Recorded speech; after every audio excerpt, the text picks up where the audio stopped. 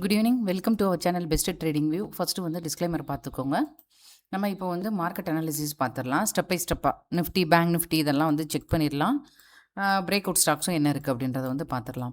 First நான் வந்து weekly chart எடுத்திருக்கிறேன். ஓகே, ஸோ வீக்லி சார்ட்டை பொறுத்த மட்டும் பார்த்தோம் அப்படின்னா நமக்கு கிட்டத்தட்ட ஒரு நல்ல ஒரு தோஜி கேண்டில் தான் வந்து ஃபார்ம் ஆகிருக்கு. நான் எல்லாத்துலேயுமே செக் பண்ணிட்டேன், இருங்க பார்ப்போம். ஓகே,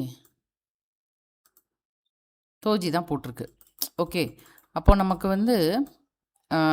வந்து டைரக்ஷன் மூமெண்ட் இன்னும் இல்லை அப்படின்னு தான் நம்ம இதை வந்து எடுத்துக்கிடலாம். ஸோ வெயிட் பண்ணி பார்ப்போம். ஃபர்தராக என்ன டைரக்ஷனில் பிரேக் அவுட் இருக்கோ அதை பொறுத்து அப்சைடில் பிரேக் அவுட் இருக்குது அப்படின்னா அப்சைடில் மேலே மூவ் ஆகிறதுக்கு வாய்ப்பு இருக்குது. அல்லது டவுன் சைடில் வருதுன்னா இங்கேருந்து கனெக்ட் பண்ணி ஒரு ட்ரெண்ட் லைனை நம்ம வந்து போட்டு வச்சுட்டு செக் பண்ணி பார்க்கலாம். இதுதான் வீக்லியில் வந்து நம்ம வந்து பார்க்குறது. வேணால் நான் இருக்கிற லெவல்ஸ் எல்லாத்தையும் எடுத்துகிட்டு உங்களுக்கு சொல்கிறேன். ஓகே, இப்போது நம்ம இங்கே இருந்துங்க ஒரு லைன் போட்டு வச்சுக்கலாம். ஓகே, இதே இது அப்சைட் அப்படின்னு பார்க்கும்போது இப்போ இருக்கிறதே ஒரு ஸ்ட்ராங்கான ரெசிஸ்டன்ட் தான். ஸோ இதை மார்க்கெட் வந்து தாண்டுதான்றதை கொஞ்சம் வெயிட் பண்ணி நம்ம வந்து பார்க்கணும். இந்த மாதிரியான ஒரு பேட்டர்னில் தான் நிஃப்டியானது இருக்குது. இதை தாண்டும் போது ஃபர்தராக மேலே போகிறதுக்கு நம்ம வாய்ப்பு இருக்குது அப்படின்றத பார்த்துருக்கோம். இல்லை இன்கேஸ் இறங்குச்சு அப்படின்னா அந்த ட்ரெண்ட் லைனை நம்ம வந்து ஃபாலோ பண்ணிக்கலாம். அதுக்காக தான் மேஜராக வந்து இந்த ட்ரெண்ட் லைன் வந்து நான் போட சொன்னது. இப்போ டே சார்ட்டில் எப்படி இருக்குது அப்படின்றத வந்து பார்த்துடலாம். டே சார்ட்டை பொறுத்த மட்டும் மூமெண்ட்டே இல்லை. ஏன்னா கண்டினியூஸாக உங்களுக்கு 4-5 நாளாக அப்ஸ் அண்ட் டவுன்ஸ் கொடுத்துச்சு. இந்த ஆகஸ்ட் 3ஆம் தேதி அந்த க்ளோசிங் டைம் வந்து 340 அப்படின்னு மாற்றினாங்கல்ல, அந்த டேட்லேருந்து இப்போ வரைக்குமே மார்க்கெட் பெரிய அளவில் மூமெண்ட் இல்லை. நீங்கள் செக் பண்ணி பாருங்கள். ஓகே, ஸோ அந்த டேட்டு தான் இது. இந்த கிட்டத்தட்ட இது. ஓகே, இந்த எல்லா நாளுமே அந்த ஒரு மாதிரியாக க்ளோசிங் வந்து மேலே போய் வைக்கிறது, ஒரு ரேஞ்சை வந்து ஃபார்ம் பண்ணுறது, இந்த மாதிரியான ஒரு இதுதான் வந்து கிடைச்சது நமக்கு வந்து. ஓகே, இப்போ 15 மினிட்ஸ் டைம் ஃப்ரேமாக நான் வந்து மாற்றிட்டேங்க. வேறு ஒன்றுமே பண்ணல, 15 நிமிஷமாக வந்து மாற்றியாச்சு. எல்லா இன்ட்ராடே லெவல் எல்லாமே வந்து உங்களுக்கு டெலகிராமில் அப்டேட்டில் இருக்கும், செக் பண்ணிக்கோங்க. இது லோட் ஆகலையா? லோட் ஆகட்டும். ஓகே, ஸோ அதில் இருக்கும், நான் வந்து காட்டுறேன், செக் பண்ணிக்கோங்க. இப்போது நான் வந்து முந்தி வந்து டவுன் சைட்லேருந்து ட்ரெண்ட் லைன் நம்ம வந்து எடுக்கலாம் அப்படின்றத உங்களுக்கு மென்ஷன் பண்ணியிருந்தேன். ஓகே, இங்கேருந்து இப்போ இது வந்து 15 மினிட்ஸ் டைம் ஃப்ரேமு.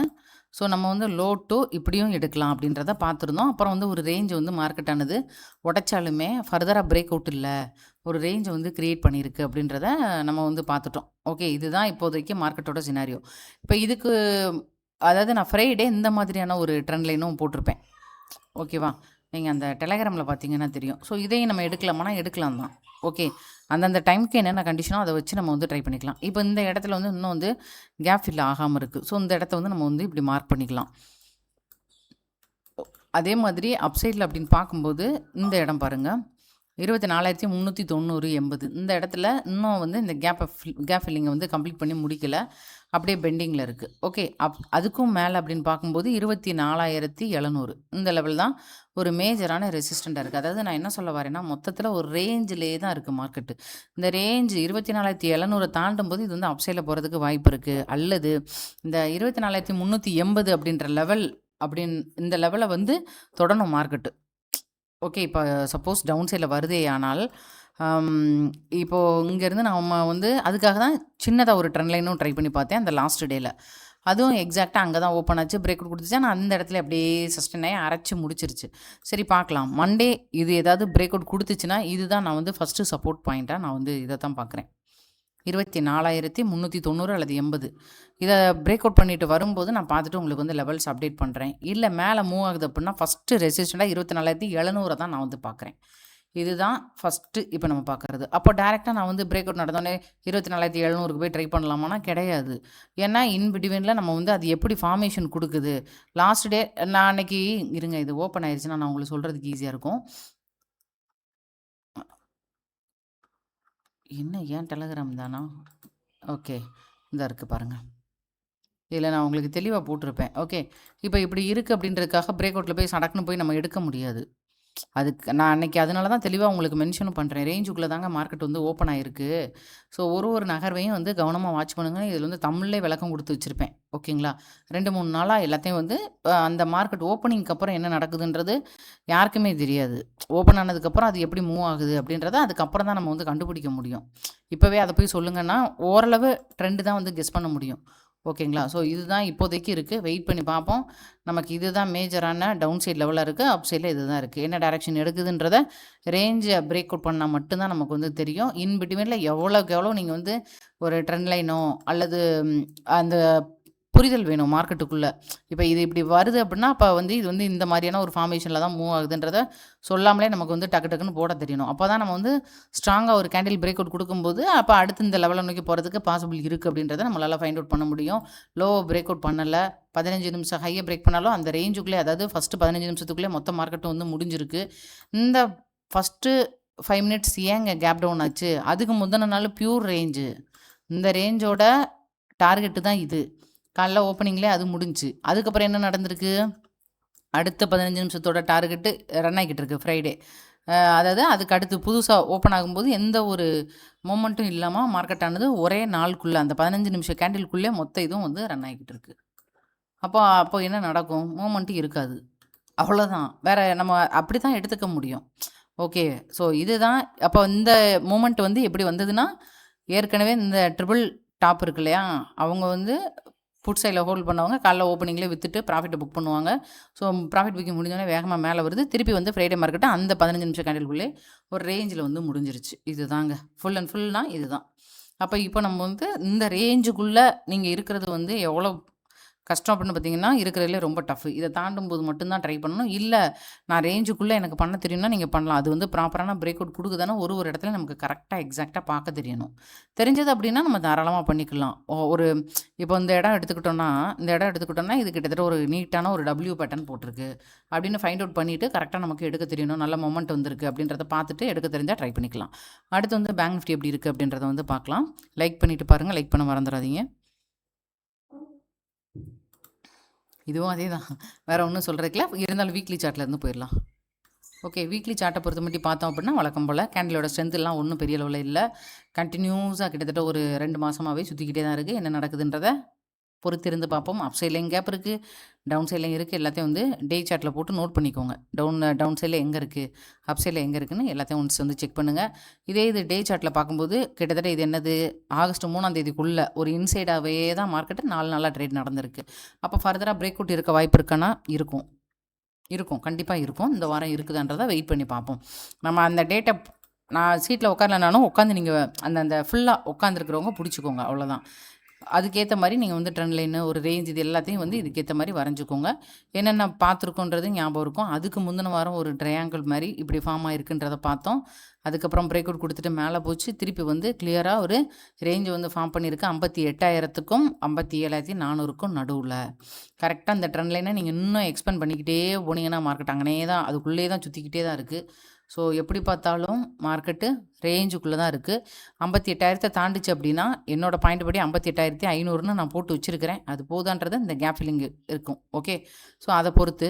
இல்லை டவுன் சைடில் வருது அப்படின்னா ஃபஸ்ட்டு இங்கே வரணும். எங்கே? 57,400. இதை பிரேக் பண்ணி இதோட செல்லிங் ப்ரெஷர் அதிகமாக இருந்துச்சு அப்படின்னா மேபி டவுன் சைடில் வருதுன்றதை பார்ப்போம். அப்படி வந்ததுன்னா 55,500ன்னு நான் போட்டு வச்சுருக்கேன். ஆனால் இப்படி தான் நடக்கும்லாம் நான் சொல்ல வரல. இந்த ரேஞ்சு கண்டிப்பாக இந்த வாரம் ஏதாவது பிரேக் அவுட் கொடுக்குதான்றதை வெயிட் பண்ணி தான் பார்க்கணுன்னு தான் சொன்னேன். ஏன்னா நம்ம வந்து இப்படி தான் நடக்கும் அப்படி தான் நடக்கும்னா சொல்லவே முடியாது. என்ன நடக்குதோ நடக்கிறது கூட மட்டும்தான் ட்ராவல் பண்ண முடியும். இது நீங்கள் வந்து 5 மினிட்ஸில் போட்டிங்களாலோ 5 மினிட்ஸில் போடும், 3 மினிட்ஸ் கூட ரொம்ப டஃப்பாக இருக்கும். இதுவும் இங்கே பாருங்கள் கிட்டத்தட்ட ஒரு ரேஞ்ச் தான். இந்த இதில் குள்ளே போயெல்லாம் ட்ரேடே கிடையாது. அவாய்ட் பண்ணிட்டு போக வேண்டியதான். கரெக்டுங்களா? இதுதான் சரிங்களா, வேறு ஒன்றும் இல்லை. அடுத்து ஸ்டாக்ஸ் என்னென்ன இருக்குது அப்படின்றத வந்து பார்க்கலாம். மார்க்கெட்டு சைட்வைஸில் இருக்குது அப்படின்னா ஸ்டாக்ஸ் எப்படி இருக்குன்றதை பார்த்துக்கோங்க. ஒன்ஸ் வந்து எல்லா செக்டரும் முடிஞ்சால் உட்காந்து அனாலிசிஸ் பண்ணி எடுத்து வச்சுக்கோங்க. வேறு இண்டெக்ஸ் எதுவும் பார்க்கனாலுமே பார்த்து வைங்க. ஓகே, எல்லாத்தையும் தேடுங்க. ஃப்ரீ டயத்தில் எல்லாத்தையும் தேடி பாருங்கள். சிம்பிள் தான், தேடி பாருங்கள். அடுத்து வந்து ஸ்டாக்கை பொறுத்த மட்டும் என்னென்ன இருக்குது. லாஸ்ட் டே வந்து சஃபியர் ஃபுட் சொல்லியிருப்பேன்னு நினைக்கிறேன்.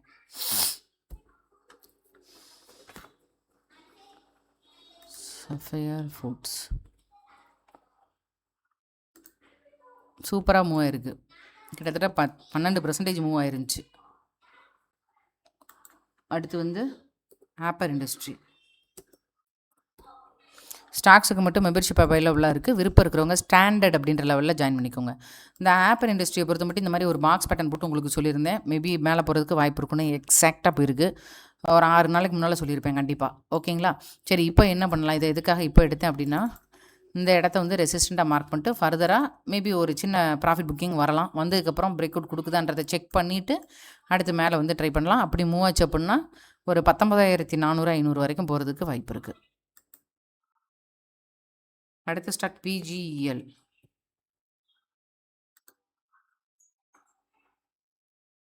இந்த ஸ்டாக் ரொம்ப நாளாக ஒரு கன்சால்டேஷனில் இருக்குது. இந்த வாரம் எதுவும் பிரேக் அவுட் கொடுக்குதுன்றதை பாருங்கள். நான் ரொம்ப நாளாக வாட்ச் பண்ணுறேன். ஸோ கிடச்சது அப்படின்னா 750 800 வரைக்கும் போகிறதுக்கு வாய்ப்பு இருக்குது. அடுத்து வந்து மன்யவார் வேதாந்த் ஃபேஷன். இது ஆல்ரெடி வந்து பார்த்திங்கன்னா கிட்டத்தட்ட ஒரு டபிள்யூ பேட்டர்ன் மாதிரி போட்டிருக்கு. 617 அப்படின்ற லெவல் வரைக்கும் போகலான்னு நான் போட்டிருக்கேன். செக் பண்ணிவிட்டு எடுத்துக்கோங்க. உங்களோட அனாலிசிஸ் இதில் ரொம்ப ரொம்ப முக்கியம்.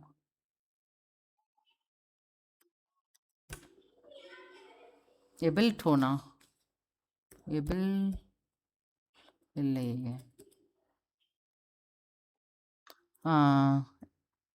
இஇபிஎல் எஸ்எம்னு போட்டிருக்கு. ஓகே, இந்த ஸ்டாக்லாம் கொஞ்சம் ரிஸ்க்கான ஸ்டாக்கு, ரொம்ப ரொம்ப ஓகே. ஸோ கவனமாக பண்ணுங்கள்.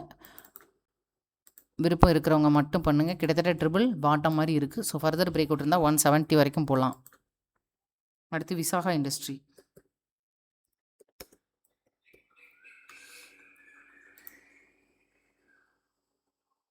இதை வந்து வீக்லி சார்ட்டாக மாற்றுங்க. இந்த ஒரு இதை மட்டும் இந்த மாதிரியான ஒரு பேட்டர்னில் இருக்கும். ஓகே, ரிஸ்க் மேனேஜ்மெண்ட்டை கரெக்டாக வந்து ஃபாலோ பண்ணிக்கோங்க. எஸ்எல் மெயின்டைன் பண்ணிக்கோங்க. ஸோ கரெக்டாக ஒரு டபிள்யூ பேட்டர்ன் போட்டிருக்கு. ஸோ ஃபர்தர் மூமெண்ட் இருந்ததுன்னா ஒரு 122 அப்படின்ற லெவல் வரைக்கும் வீக்லி பேட்டர்னில் போகலாம். அப்போ டைம் எடுத்து போகும்னு அர்த்தம்.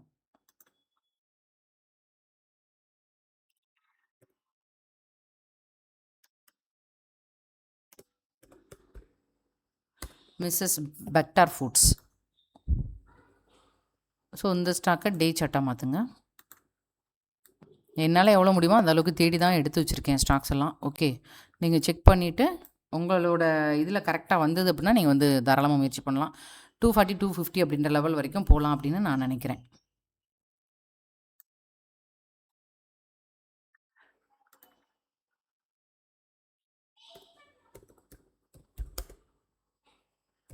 அசென்ட் மைக்ரோசெல்.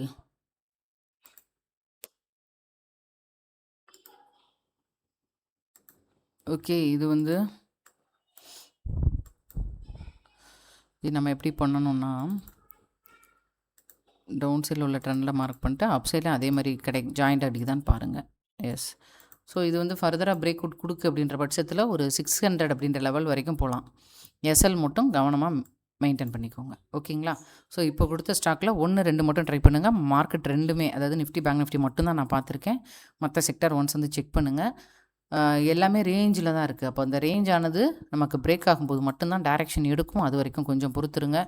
உங்களுக்கு ட்ரேட் பண்ண தெரிஞ்சதுன்னா ட்ரை பண்ணி பாருங்கள். நான் என்னோடய ஒப்பீனியன் என்னவோ அதை மட்டும்தான் நான் டெலிகிராம்லேயும் சரி, யூடியூப்லேயும் சரி, இன்ஸ்டாலையும் சரி போஸ்ட் பண்ணிக்கிட்டு இருக்கிறேன். ஸோ நீங்கள் அதை வந்து உங்களோட இது பார்வை என்ன அப்படின்றத செக் பண்ணிவிட்டு அதுக்கப்புறமா என்ட்ரி எடுங்க. எந்த இடத்துலையும் அவசரப்படாதீங்க. லைக் பண்ண மறந்துடாதீங்க. கண்டினியூஸாக சப்போர்ட் பண்ணுங்கள். நன்றி.